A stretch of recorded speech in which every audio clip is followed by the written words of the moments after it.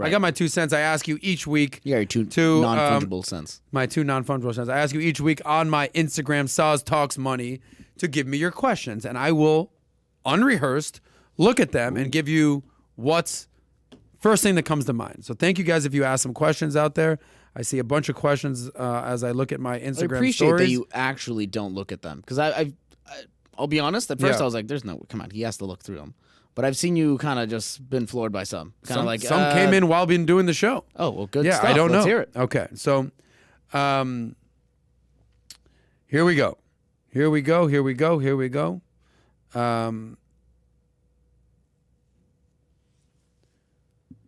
Number 1, this is from the Blind Sides. Best jobs for college students. Wow. Best jobs for So here's how I would students. look at this.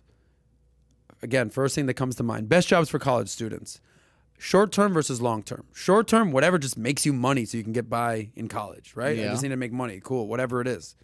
Long-term, whatever you see yourself doing in the future, whether that's an internship or whether that's sort of being an apprentice or whether that's working in a field that you can see yourself working in long-term, that's a difference. Yeah. So anyone can just get a job. All right, you know, I mow lawns. Whatever I do with my free time. I babysit. I do food delivery. I do Uber. Whatever. Anything they can make money, that's the easy part.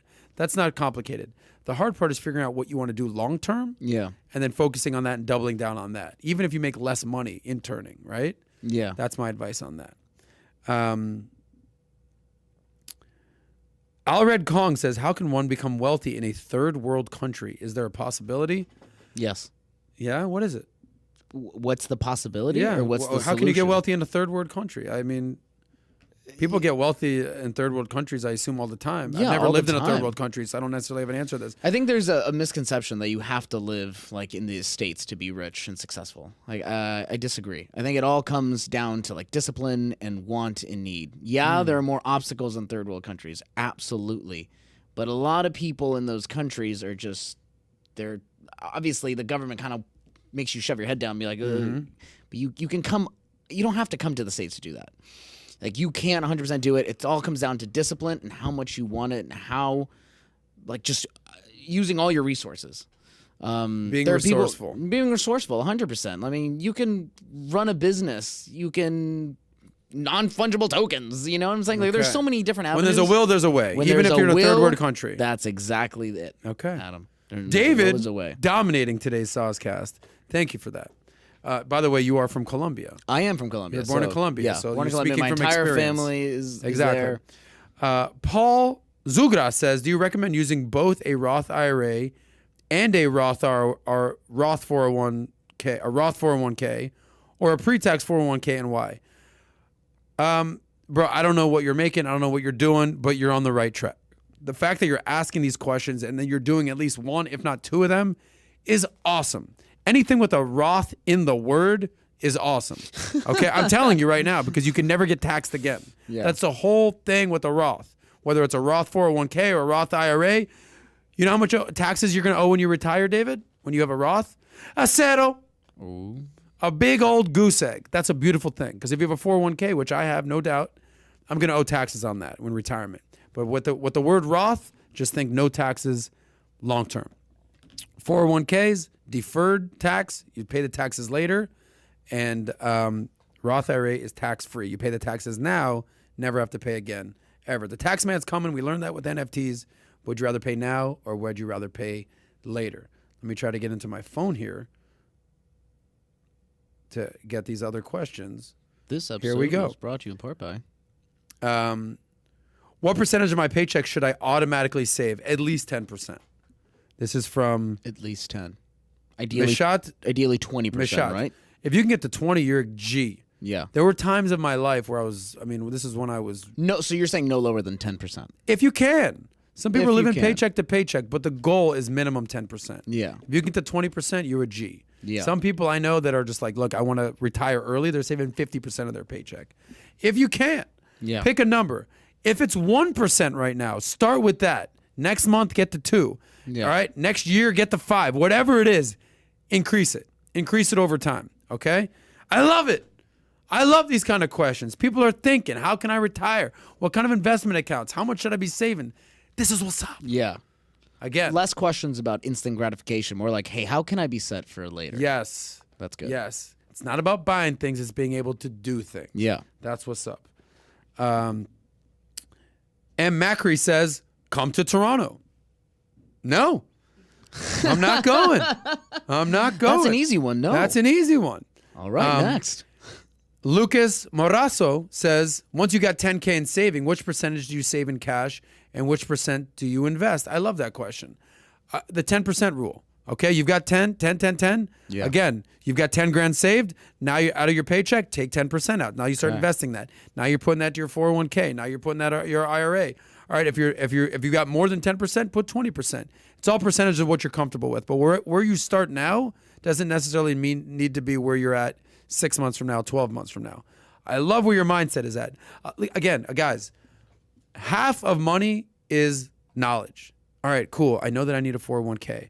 I know that I need to do a Roth IRA. I know that I need to save 10 grand. I got it. The half of it is knowledge. The other half is behavioral. Are you actually freaking doing it? Are you doing the 10%? Are you doing it? Cool. I know that I need to say I have a retirement account. 4 years later, I still haven't opened up my retirement account. What are you doing? So half of it is understanding. Half of it is knowledge. The other half is actually doing it. The doing it is the hardest part. Right. Okay? So just do it. Just do it. Is Valuetainment hiring? Kelvin Stockdale says, yes, we are hiring. We are growing. If you love Valuetainment and you want to live in South Florida, send your resume. Yeah, hit us up. Okay, hit us up. Here we go. Thoughts on ETFs? Awesome. Exchange traded funds. Wait. Oh, okay. All right. Thoughts on ETF? What? That's And Julian I was Kemp. like NFTs, ETFs. Yes, Hold on. NFTs, ETFs, WTF. What is happening right now? ETFs are exchange traded TGIF. funds. TGIF. ETFs are exchange traded funds. They're very similar to index funds. The difference is you can kind of buy and sell them like they're stocks. I'm a buy and hold guy. Do you invest your money in something other than stocks and real estate? Yeah, I talked about a little bit of crypto. I talked about an NFT platform. I haven't touched gold or silver yet. That's something that I need to look into. Robert Kiyosaki gave me a lecture. You get yourself some silver, boy. If I get my hands on you, you don't have no silver. That's the one thing. If I ever like Kiyosaki, silver. Julio Cacer says, how to get better at closing sales. How to get better at closing sales. Number one, to be good at sales, you need to ask questions. All right. I used to say that selling is telling. This is why you need this. This is the best thing ever. And this you got to buy it. Right. Now it's all about asking questions. Yeah. Asking questions. But then when you actually are close to a sale, know the difference between being, on the ball, sharp, following up, or just being annoyingly aggressive. Dude, I told you I'd think about it. Like I've told you 10 fucking times. I'd think about it. Let me get back to you in a week. I don't need you to call me every single day. Right. But if I said I need a week and you follow up with me, hey, it's been a week. How you doing? You're on my mind. Can we talk? Yeah. Okay, cool. Just stay present. Stay. There's a difference between being like on the ball and being on point and being annoying and aggressive. Right. Know the difference. Which one are you? So that's right there. A couple last questions, and then we will wrap this thing up. Hunter Timson says, what to do with $45,000 inheritance? I've got a good idea for you. Do nothing for 6 months. There it is. Do nothing for 6 months. We talked about this earlier. We talked about it. I don't know how much money you've got saved up. $45,000 can be a life changer, or it could go out the window very quick. Go buy a car. You're done.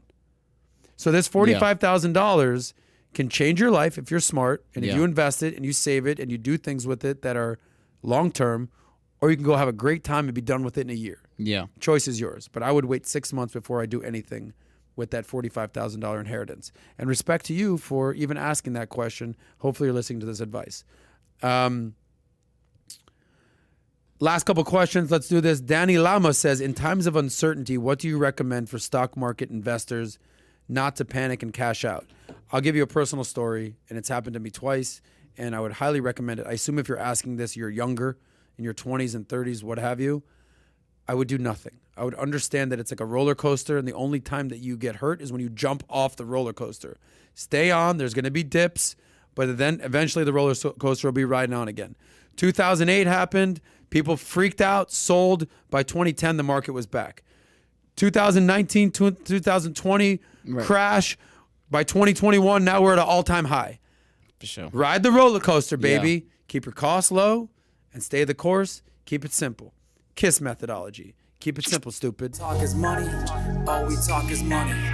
If you enjoyed that short clip from the Soscast, click here to watch another. Click here to watch the full episode, or just stay broke.